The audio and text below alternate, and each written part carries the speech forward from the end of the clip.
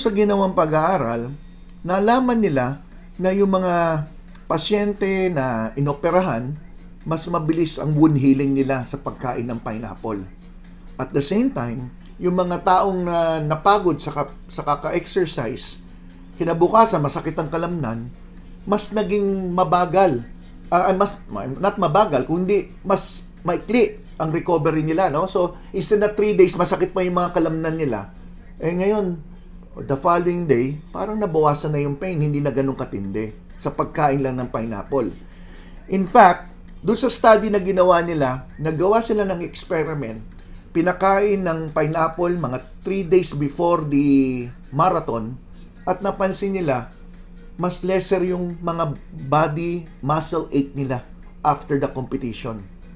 Diba? Ang ganda nun, di ba? So kung may mga atleta rito, i-consider nyo kumain ng pineapple na makakatulong sa